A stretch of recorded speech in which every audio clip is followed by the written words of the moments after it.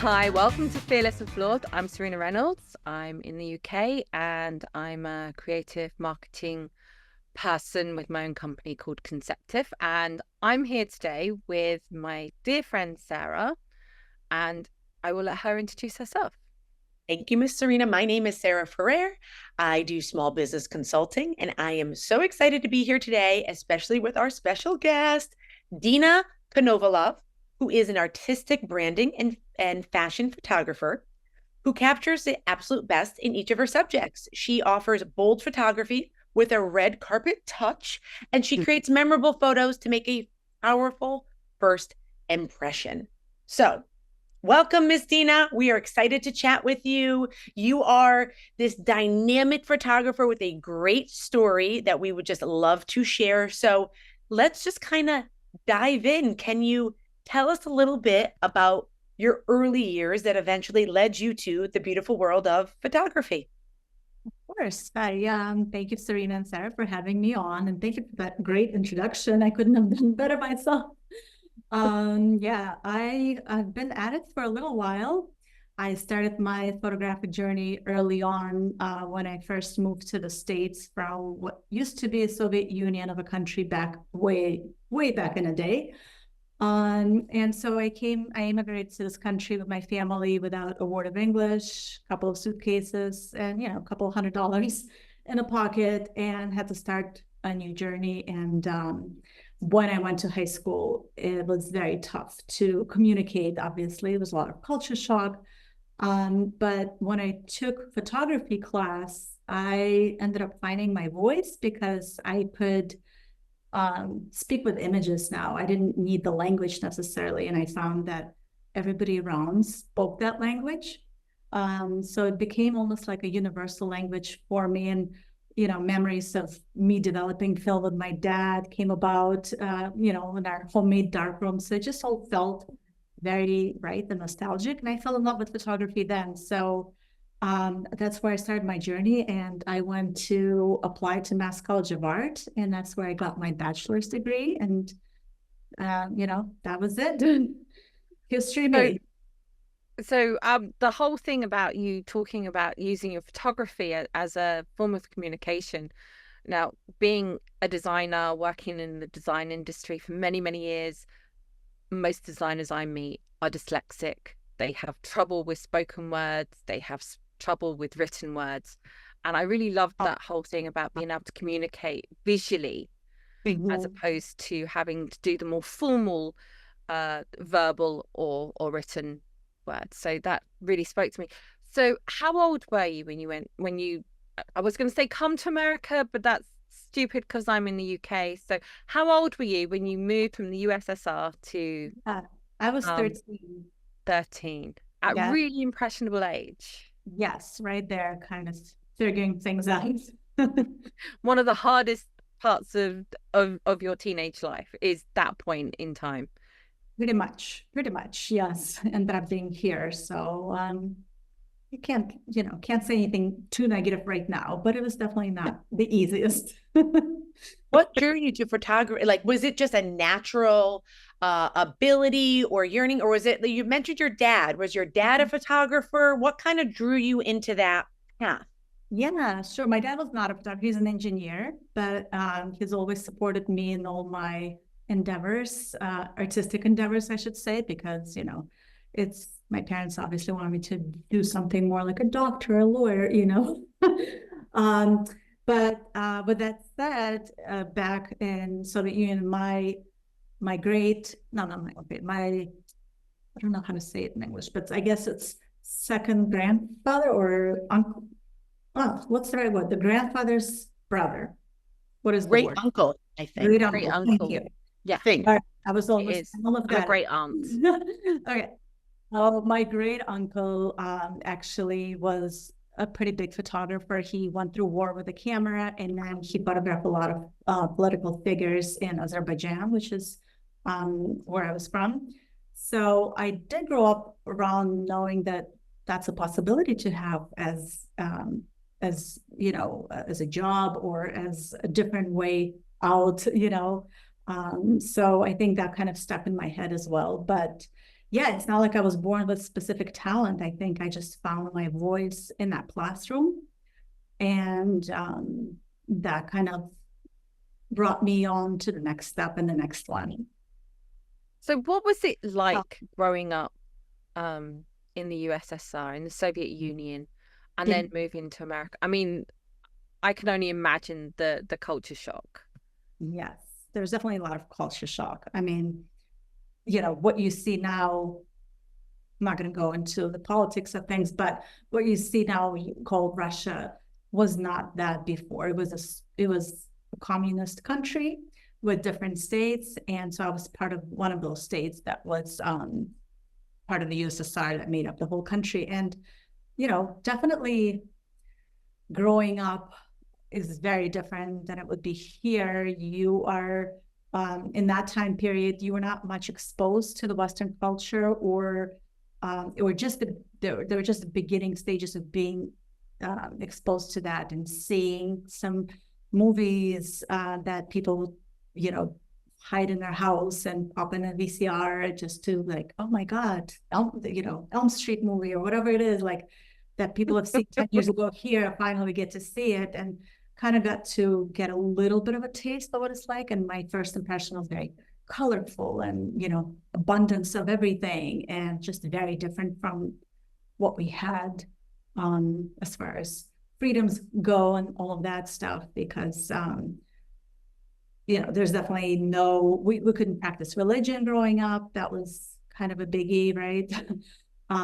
So that's definitely one of the big differences here, and having that freedom of religion, of speech, of being whoever you are without being persecuted. And that's kind of a big deal, because I was growing up as a Jewish girl, and I knew that I was Jewish, based on experiences that I've gone through, and knowing that, oh, I can't do this because this, we're not allowed to do that in this country, right?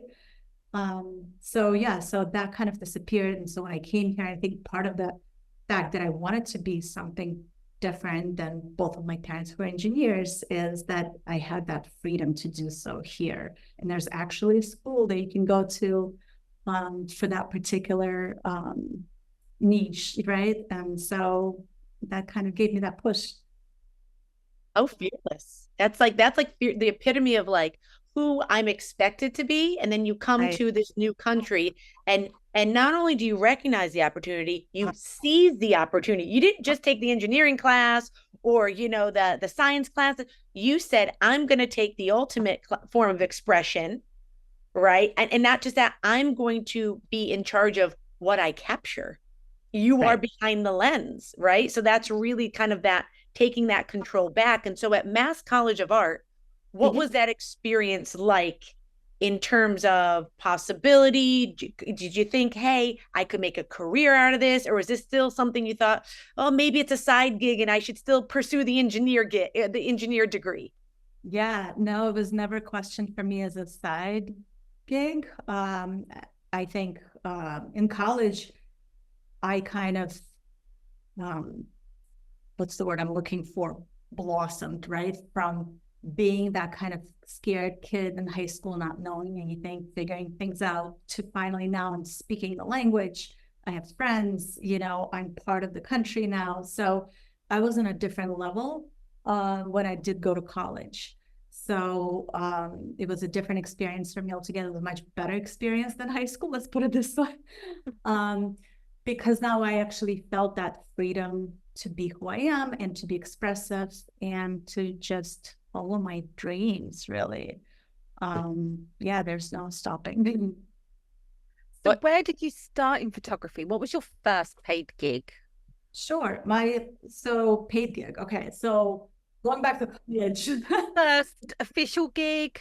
Or no, actually, yeah. So, to kind of tell you a little bit more about the college life, I was trained to be a fine art photographer. So I was doing everything in a darkroom, black and white, 4x5 film. So that was my, I was creating art, and I was printing it, and I was submitting it to galleries, and kind of, I was preparing myself to get out of college and become this amazing artist, showing in all these different museums and galleries like my teachers were.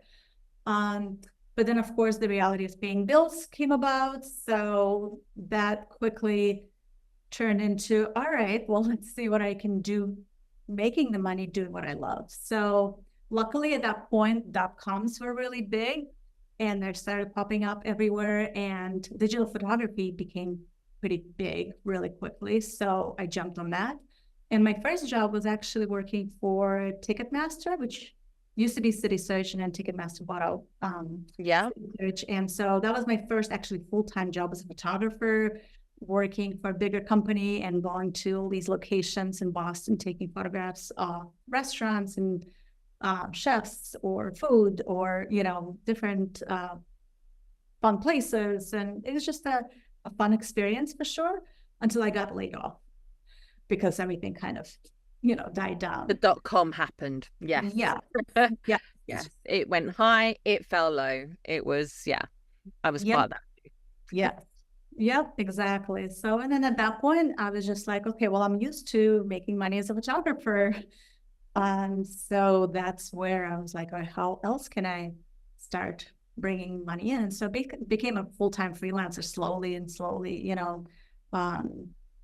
My friends were asking for pictures of they're getting married, they're having kids, whatever. And I was like, not sure if I want to be doing that. But, you know, in my head, it was always $1's a dollar.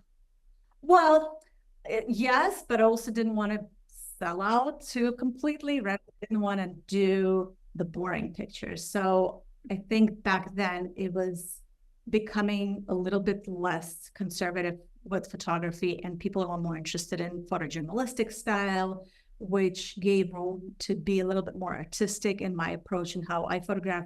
So I don't have to sacrifice my creative vision as an artist while getting paid and still doing my craft, right? So you went freelance full time? Yeah. So eventually through freelancing, I met a lot of people, and I met a couple of people who were doing videography production, and we decided to come together and form one company. And we did that for a good period of time. I'm trying to think how many years. I didn't count. But it was a good portion of time that we spent really building up a big company. We had about 30 freelancers working with us, for us, and covering a lot of weddings and events around Massachusetts and New England in general. So that kind of was my next big step. That's huge. I mean, that is huge. I mean, you're living what most of us would call a successful career. You've got a thriving business. What happened? Yeah. Well, first of all, I didn't know anything about business. You know, I was just an art student. So everything I've done is pretty much touch and feel and figure it out as we go. And as much as I enjoyed the success of the business, I think what happened is it just took so much out of me and took the creativity out of me, because I ended up being that business owner who's babysitting and coordinating more than actually enjoying to create. So there's a lot of that stress involved. And I always wanted to do other things besides events, right? I don't imagine myself being an event photographer for the rest of my life, not because, you know, it's not fun for many people do this, but it wasn't my necessarily full-time niche. So, and being a full-time owner of that kind of company, I didn't have enough room in me to create my personal work. So I stopped being an artist for a little while, and that just, you know, it sucked. Yeah. Did not enjoy that. Towards the end, I think it became a little bit more, all right, fine. I'll do more than one. So what happened with this company? Is it still around, or did somebody take it? No, it's not. We parted ways, like I said, towards the end of our endeavor. I wasn't feeling it anymore, and I felt the calling to just go on my own and do my own thing. And even though we were very successful, I made that decision to just, you know, find myself again. That's very brave to be in a situation where you're relatively. I'm guessing you were stable. I mean, I say that, I know that sometimes when you have multiple employees, you're more worried about paying their bills than you are your own. And it's huge amounts of stress. But so I'm guessing that you were relatively stable. You had, you knew where your next buck was coming from. To actually walk away from that is so brave. So what happened? What did you do? So we closed down the company. And I knew I was going to start from scratch, and I knew it's going to take me a couple of years to kind of build it up. But there was no doubt in my mind that I could do it at this point because I'd You already. really clear about where you were going? At this point, did you know exactly what you wanted to do? I knew that I wanted to go on my own and start over as my own artist, become, just me, not 30 other people or anything like that. And I wanted to start creating the kind of work that I enjoy again. So without a specific plan of action, again, I'm an artist and business is something I learned as I went. And so I think what happened too is I came across a perfect space for a studio, which let me to a natural next step that I would take.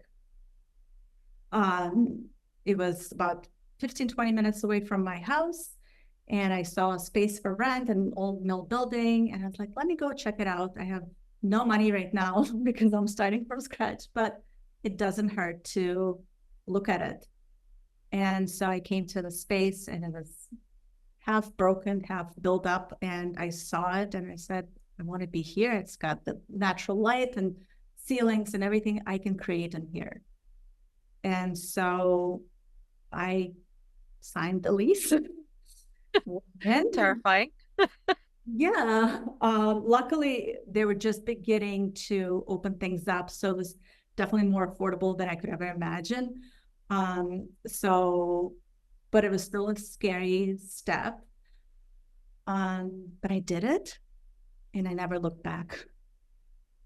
That's definitely a big moment. Yes.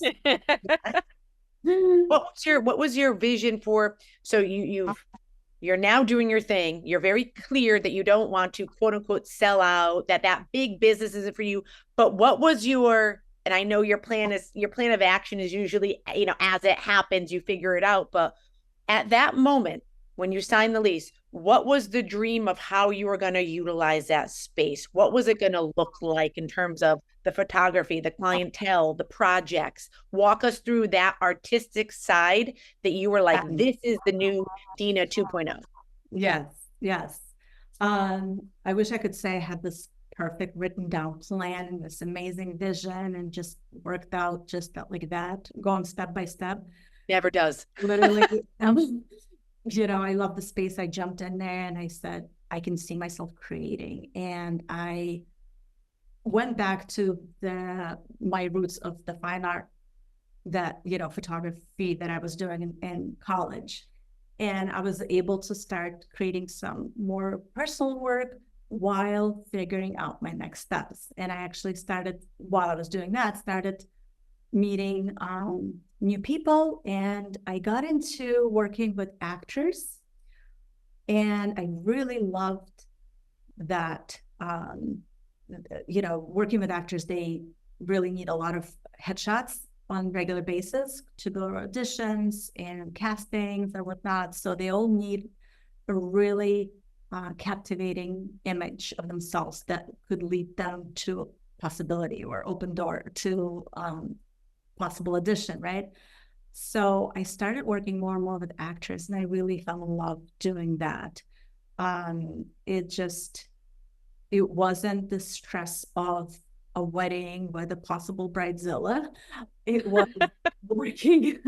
Although, I've still done, I would still do some of the events that I was doing, but now it was on my terms. It was just me, and it was only a certain amount of events that I would take per year. So I was in control, right? But while I was doing that, I was still taking other and new clients, and I started working with actors and models, and I love fashion. So I started bringing in models and creating with models, anything that I could picture in my head that I would do, just being free to create without really anybody standing there saying, no, that's not how I want it. Photoshop this or don't Photoshop that, right? You mean actors aren't like that? Well, everybody is like that. Everybody wants and needs a little bit of Photoshop in their lives. I mean, let's be honest, right? But with actors, what's interesting is that it's so important for them to look natural in the photos. So I think a lot of times people think actors, they think, oh, a lot of glam, a lot of makeup, a lot of crazy poses, right? And it's actually not the case. Natural and good, though.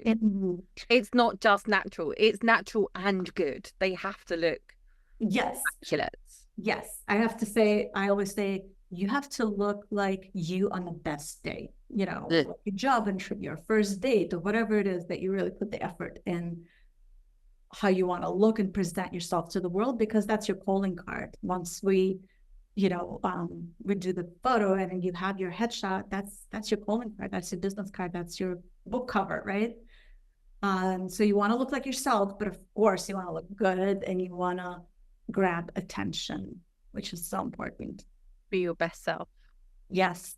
Did you find that like now you're following really the true creative artistic self? But we talked earlier about getting the bills paid, right? Usually there is a bit of a delicate balance between doing what you want and keeping the lights on. Did you feel like you could, during this period, the best of both worlds was happening? You could follow the artistic visions that you had, and you were also being able to be successful financially and, keeping the roof above your head?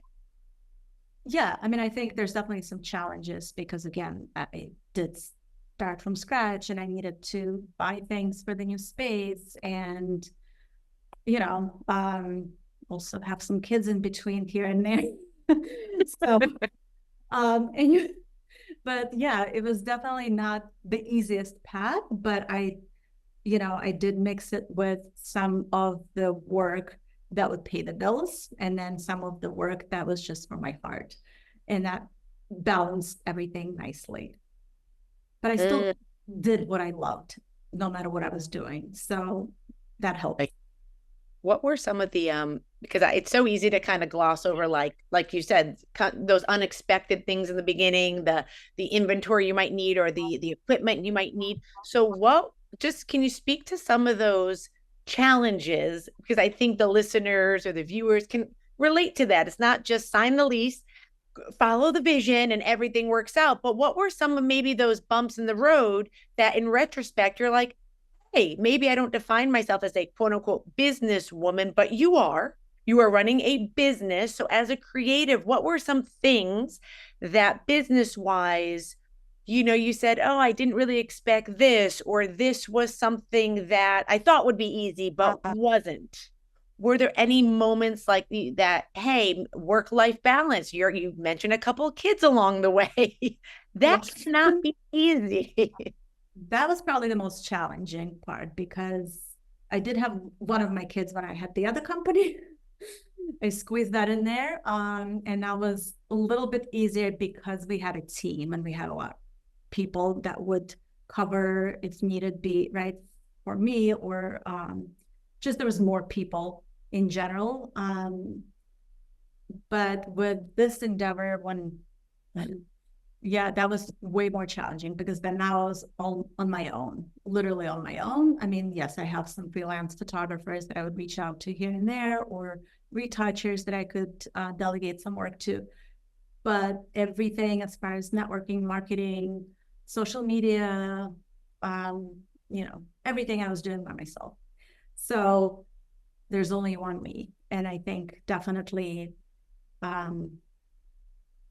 that is a limitation to a degree, especially when you're a woman and you're trying to have a family. So I definitely remember the moment of having my second baby as a little bit more challenging of a time because it was a difficult pregnancy. I couldn't physically be on my feet working after first 3 months. So I was like, oh. I had all these plans to do this and that. So I don't even know at this point how we survived, how I survived, but somehow we did it, you know. You Honestly, just do. I just did. We just did. I don't know, somehow. I was in a similar situation to you. I started on my own just before my daughter was born. And I remember being on calls, rocking her, tying her into a car seat, and it would have a rocker on it, and I'd have my foot on it, jiggling her to get her to sleep whilst I'm having these business calls and being all professional. I'm thinking, if only they could see the baby at my foot here, you know, please don't cry, please don't cry. And it's hard work, and you get through it, and you get to the end, don't you? You just go, oh. Well, actually, it doesn't happen, does it? You just grow into it. You never actually get to that end point where you go, oh, it's over. You just no. No. Keeps going.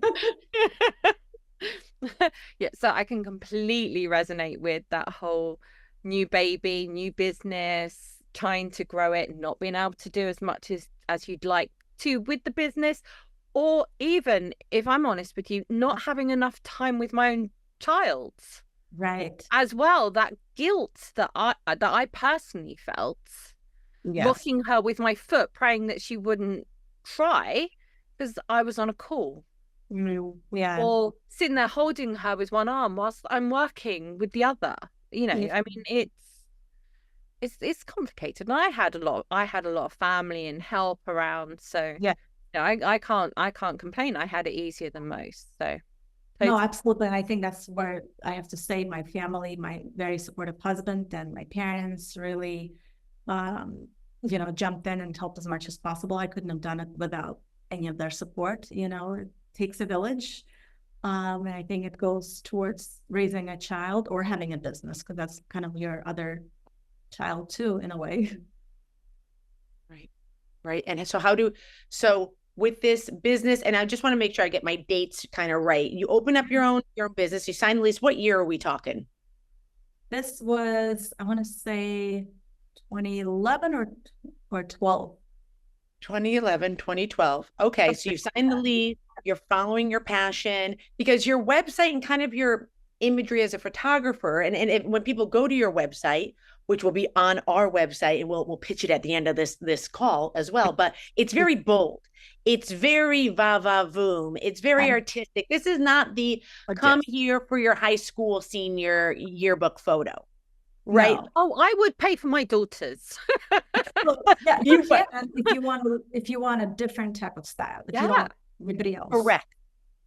Yeah. So like, do you feel like people, you mentioned actors, but do you feel like, you know, let's say like your everyday, you know, non-actor or non-theater, do you feel like they find you as well? Is it more of the artistic, the theater, the acting crowd? Like, what's your niche? Do you have a niche? Is that kind of your... I want a LinkedIn profile that good. Same. Yeah. You know, it's interesting because I obviously enjoy working with creatives. So definitely I work with a lot of actors and models, but that's not all I do.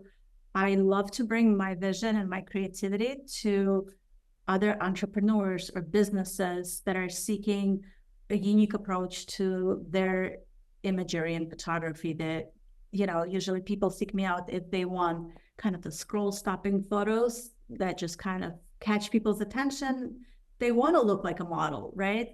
But they just don't know how. So, you know, that's definitely where I come in, and I can create, you know, I had a whole law firm in my studios the other day, and they wanted a Vanity Fair type of photos. So with my experience as a fashion photographer, I definitely know how to pose them, how to light them in a way that they would look the part, even though they're not professional models. And it's still a very fulfilling for me, and it's still a very creative way of photographing, you know, attorneys. What you wouldn't think necessarily that would be the approach, right? You'd probably think, I don't know, gray backdrop, very clean, go, right?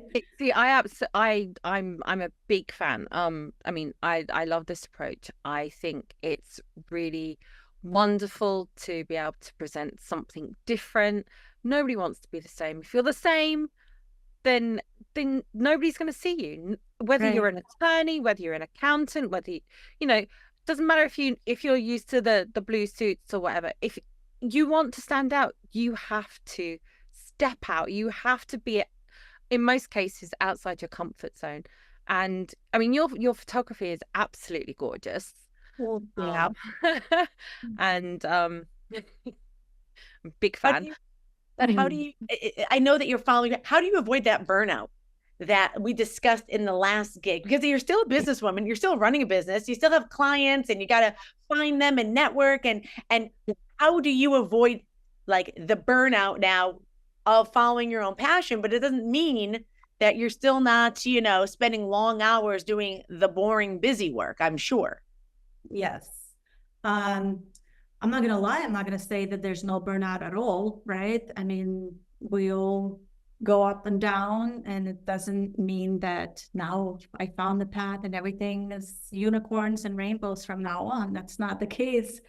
Be nice. I feel like at this point in my life, though, I am a lot more aware of what I'm feeling and how I should handle things, number one, and I'm listening to my body. And because my job is also very physical too. So I'm in the position right now where I don't have to accept every single booking, and I'm not spreading myself thin that way. So I am saying a lot of no's, but I get a lot of great yeses, and I concentrate on that. So I concentrate on the quality versus the volume of work. And that's really helpful for me as an artist, as a business owner, as a woman. So that's how I like to look at it. And of course, there's moments where there's busier months than others, or weeks or days. And so when that happens, I try to, I don't know, kind of reward myself with an extra day off, or plan my schedule so that I can take a couple of days off to maybe get a massage or spend more time with the family, or do something that will balance things out a bit more. Yeah. The balance is real, because everyone talks about hustle culture and like no days off. And, I only take, Christmas and New Year's off. It's like, you do? Okay, well, that sounds tragic. Yeah, I mean, we're business owners, so even if I take a day off, my phone is always on me, and I will answer that email or inquiry or whatever, right? But I don't consider that I'm sitting in front of the computer 24/7 doing this. But I will be paying attention to my clients, existing or potential. But yeah, business is 24/7. That doesn't let you completely rest and relax. You don't know what's coming tomorrow. I had this shoot the other day, and both of my lights just stopped working. So you got to take care of things that come along unexpectedly too, and nobody is safe from that. But it's all doable things.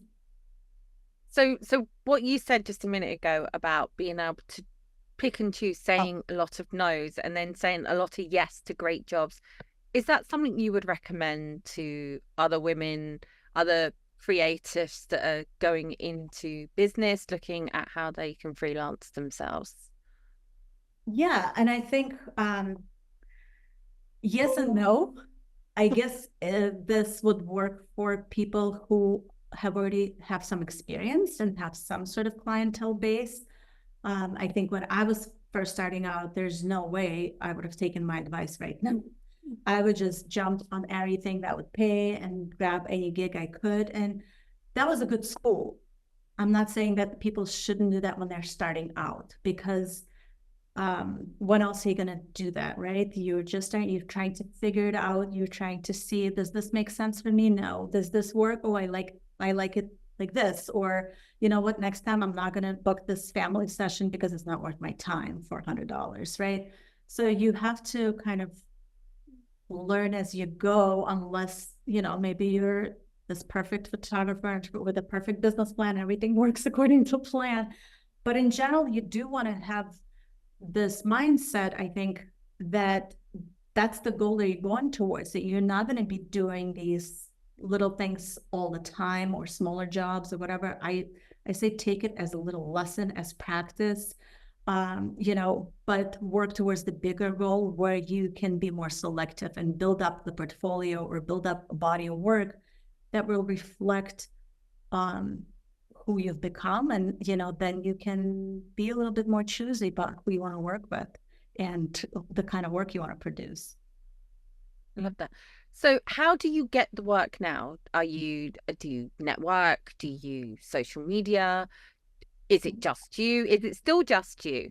I want to know everything. For the most part, I do have a virtual marketing assistant, and I have a photo assistant. I have a couple other photographers and videographers that I'm starting to bring in. So I do have a few freelance, and obviously I have makeup artists, but these are the people that are literally handpicked by me that will stay with me for a while.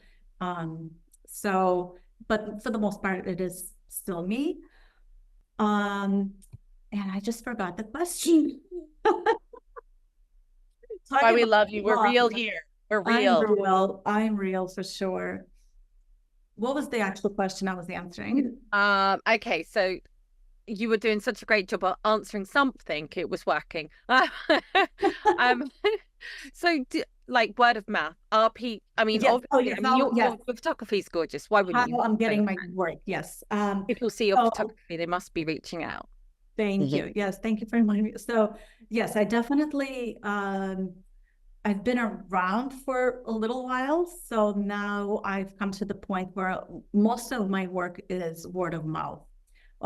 So which is a great place to be, which is perfect. And I want to be doing that. But then of course I want to get new people in. And so I do some social media. I'm not going to say I'm crazy on social media. I'm a pretty private person, and it's tough for me to be really out there creating all these crazy reels and whatever. I'm trying a little bit.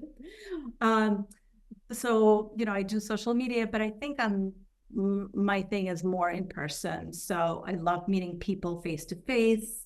So networking and really talking to people that I meet on a daily basis or during the photo shoot is where I really shine, I guess. So yeah, I think at this point it's, I do email marketing, I do social media, some paid advertisement here and there, but like I said, 80% is probably more word of mouth. Let me ask you a question. I had a photographer colleague. I knew a woman who was a photographer, and I remember this conversation I had with her about 6 years ago. Now she did a lot of weddings, a lot of headshots for corporate gigs and all that. And she said to me, when the iPhone came out, everyone thought they were a photographer. Yeah. And it kind of is like, Serena's a creative and a designer. So, when I use Canva, I believe I am now the graphic designer I've always sought, right? And so I remember this photographer saying, the iPhone nearly put me out of business, but she was able to pivot. Right. And she, of course, had experience. So I'm wondering in this day and age where people have access to YouTube and they have great sophisticated cameras on their phone. Yeah. How, as a seasoned professional, and I know you're set apart, but does anyone ever go, oh, well, I could just do that with my phone. Oh, I don't need that. I'll just figure out Photoshop by myself. How do you respond to that? And how do you respond to that? Well, those people usually wouldn't call me that. So there you go. Right? If they think they can do a photo shoot with their phone, they wouldn't call a professional photographer, most likely. Right. But you're right. Yes, people do have access to their phones, and of course, it's a lot of pictures I take are on my phone personally, right? I don't carry my big camera around, but if I want to put a professional image out there, I think there's no matching working with another human being who can see from the other side of the camera and navigate you in looking your best in the final photo. and being kind of that friend with the camera and like, oh, can you fix it? Or let me come and fix that little hair over there. Okay, now it's perfect. Now turn your shoulder a little bit this way. Look at me. All right, he looks stupid. Take a breath, look back at me. People will smile naturally. When I work with, I'm going to say regular people, right? Not like models or creative kind of crazy magazine covers. When I work with regular people, connection is so important that only then people can really open up and trust to be themselves in front of you. So that's the most important, the key element for me when I shoot, is to connect with every single person that I'm working with. Even on a small level, even if I do a headshot cleaning in Boston casting for people who are just starting out to be actors, they have no idea what they're doing.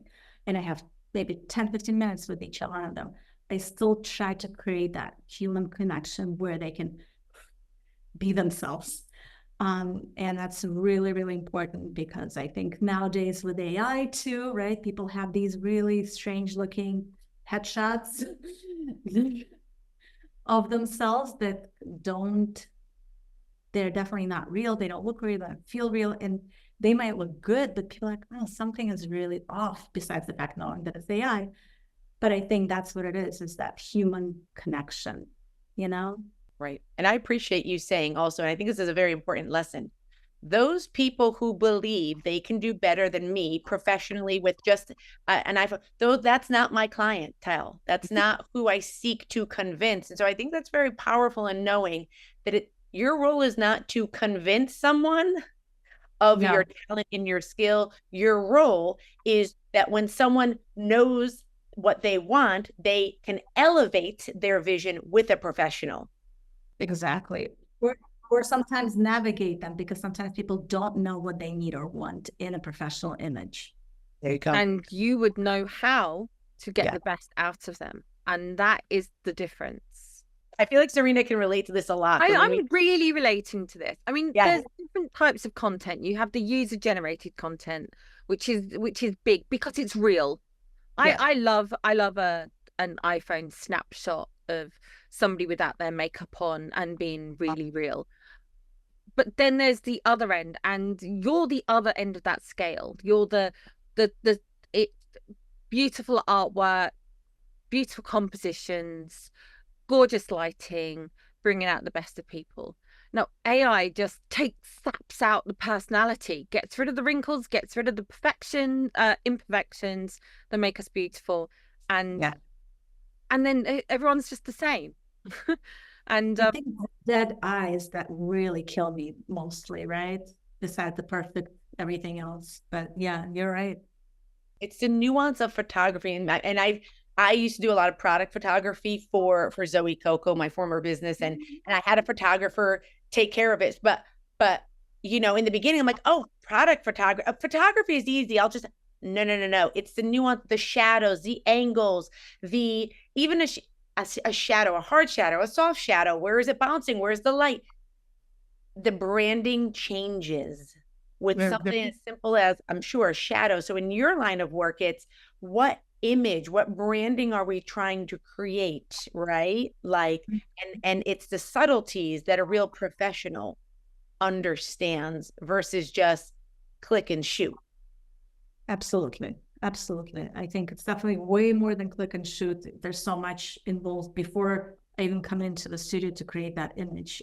There's a lot of thinking behind the scenes, and creating inspirational boards with clients, because everybody's different, right? So I do have attorneys who want Vanity Fair shoots, but then I have a doctor who really wants the white background and wants to,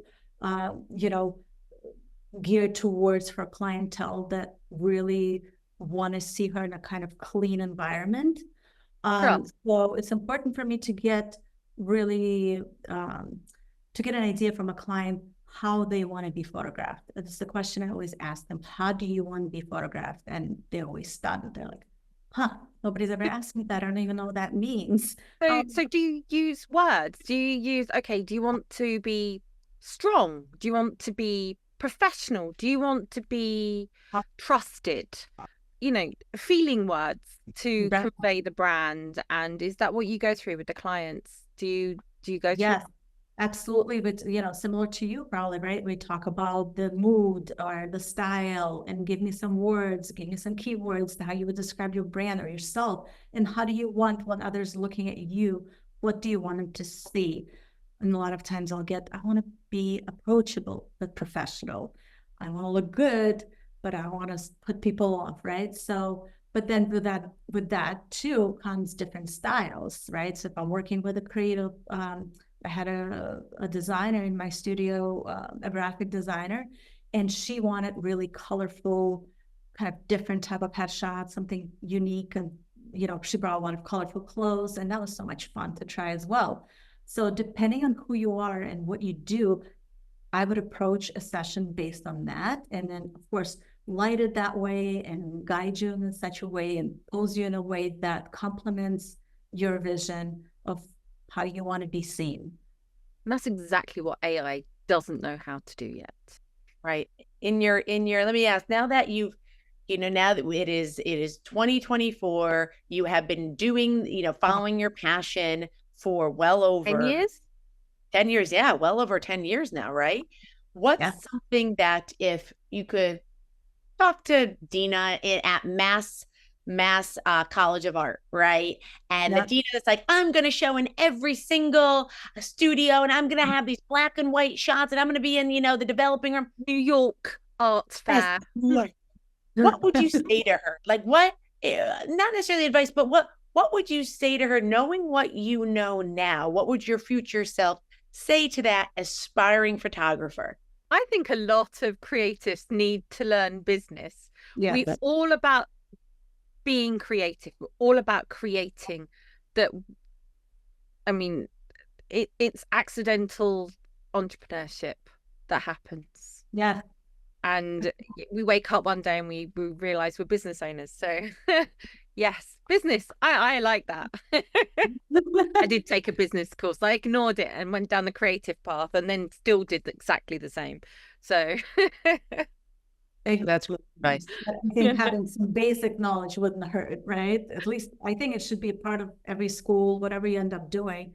Have one class that will show you how to manage your business, money, whatever it is that you do, after you leave the school, because I'm sure half of the kids don't do what they do in school when they leave the colleges, even if it's not art related. Mm-hmm. So one of the fun things we're trying to introduce, and that is we asked our last guest to ask you a question. So I actually have a question here from our last guest, and it is, and so just to warn you, just to give you a heads up, you will have this question as well. You will have to give us a question for the next person. Okay. So have a little think whilst you answer this. So the question is there a time in your life that you felt your greatest? Oh, I didn't write that down very well. Was there a time in your life that you can pinpoint that gave you your greatest strength? Strain. Yeah. It's a great question. Decent question. Very deep. Yes, I wasn't prepared. It's Friday now. I'm not thinking. Sorry. No. I don't know if it's one moment necessarily, because I feel like you don't, even if it happens, you don't feel that moment until some years go by and you realize, oh, that was the moment that pivoted me and how I've become this person after that, right? I think definitely going through hurdles, closing business, opening up businesses, all of that for sure. But I will say becoming a mom, becoming a parent, is something that really changed me inside, as I'm sure it does to all the women or men who have babies. They do change, and they think different. I don't know, me. I started looking at things a little bit from a different perspective in general, and I was able to I've really grown with having children, and was able to see the strength that it took to be physically a mother and and a wife and a business owner and all of those things. It takes a lot of strength. So at the time you don't think about it, you just kind of do and go and go, go, go. And then when I look back, I do see, those times in my life or those moments where like, how did I do that? Right? How did I get through that moment or through these months or whatever? There's definitely challenges for sure. But I think my kids made me stronger. Yeah. That's, if that can be a short answer. I love that. I think that's a great answer. And yet you started off in the USSR in a very different environment. You moved to America at a tentative age, and it was the humbling experience of becoming a mother. That is your pivot. Yeah, I mean, I think coming to America was such a much further away from now, right? For me, that was a very different time altogether for me. It was definitely that kind of growing up, teenage years. I'm sure everybody has their story. It was a very challenging time, I'm not gonna lie. It definitely built me up to be who I am today, 100%. Yeah, I mean, you had a childhood that many of us wouldn't ever be able to understand. It's just not. But I think what that made me do is figure everything out on my own. I didn't really have anybody to rely on much. My parents were figuring things out, and I had a little sister, so it was just like I had to figure everything on my own. And from getting my first job as a babysitter, making $3 an hour, I was always working, I would say, and always finding the next thing and always figuring out, okay, what's the next step? If I want to do B, how do I get from A to there, right? I think that's just the quality that I carry through now. And that's how I'm able to stay by myself and figure it out and keep going, right? Without too many extra hands. I love that. So, what's your question? Have you got a question for the next person? I was so thinking about answering. Now I had to think about the answer. And it could be anything. I know that was a very deep question you were asked, but it could be anything. Great question, right? It's a great question. Yes, but we do like to put people on the spot, and we're like, this has been going great. Give us a question to ask for our next interviewee. And people are like, what did you have for breakfast? Yeah, it can be as simple or as deep as you see fit for the next. Gin or vodka? That's the question. Let's drink now. Okay. I think I'm going to talk or ask about inspiration, right? A lot of times, and I'm thinking about myself too, is now that all these questions made me think back a little bit, is how do you find the inspiration to keep going or to do something completely different, to kind of take another route if things are not working? How do you find it within you, and that, what inspires you to do that? Is that a loaded question? Oh, that's perfect. Yes, it is. But here's what I love about it. It's as simple as someone wants to make it, or that can lead into a 20-minute story about being inspired and feel so perfect. There's literally, even if your question was gin or vodka, I would be like, that is a fantastic answer. That also can lead to a 20-minute story. I would like to point out it is now nearly 8 o'clock here. So my question is gin or vodka? Gin for me. Sure. Oh, vodka for Russian. We had no doubt. It was going to be vodka. Serena's made me a gin girl, so what can I say? I've moved to the dark side of gin. I don't discriminate, Everybody has their thing. To me, the smell of it, right? Yeah. That's fair enough. Yeah, we can still be friends though. A little too much of it at some point in college too. So yeah, one of those stories. Dina, Have lots of those. Yeah, we all do. That's why I don't drink tequila. I'm like, it was junior year of college. Dina, and now that people we know more about your story, our listeners know more about your story. Of course, we have all information on our website, all that good stuff. But where can people find you? You are based out of Norwood, Massachusetts, correct? I am, yes. Okay. And how can people find you if they're like, hey, I want something bold, artistic, I want fashion photography, I don't want the run-of-the-mill white background, smile, next. Where can they find you? They should call me or go on my website. It's dinakphotography.com, and my number is 617-903-8302. And I can happily walk them through the next steps or what to expect, or just chat and answer some questions. Some people just need that too. Wonderful. Like every single time we chat, I always in my head imagine me having this Vavavoom photo shoot with you with like the fan blowing in my hair and bright red lipstick. Like Sharina and I chat about every single time we're done chatting with you. We're like, we need some dynamic shots. Like you just, yeah. Let's go. To Boston. Yeah. Here Boston. I come. We love that. Well, listen.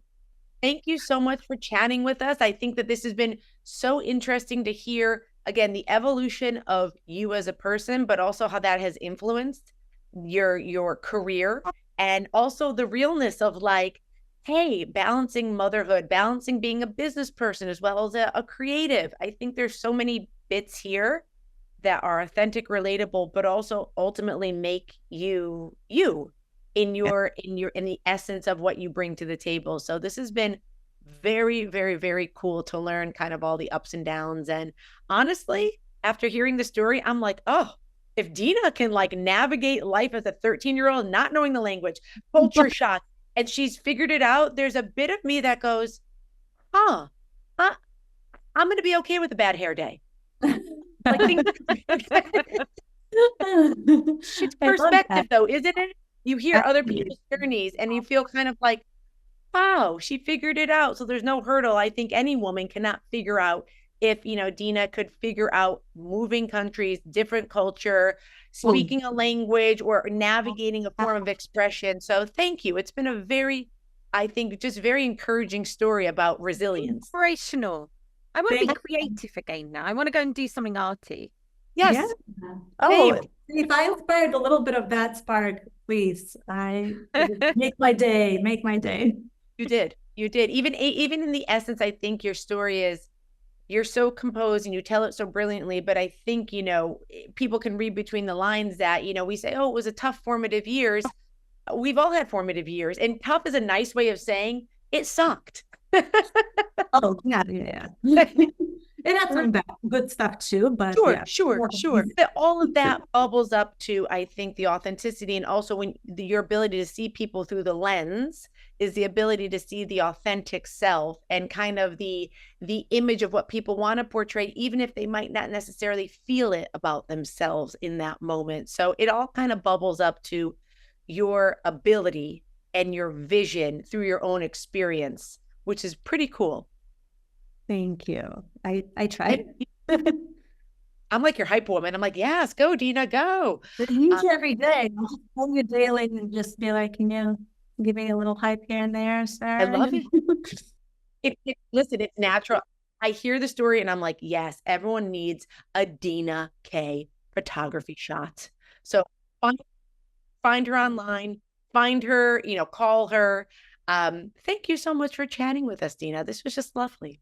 Thank you so much for this and having you part of this podcast. It's amazing. The girls are so lovely to chat with.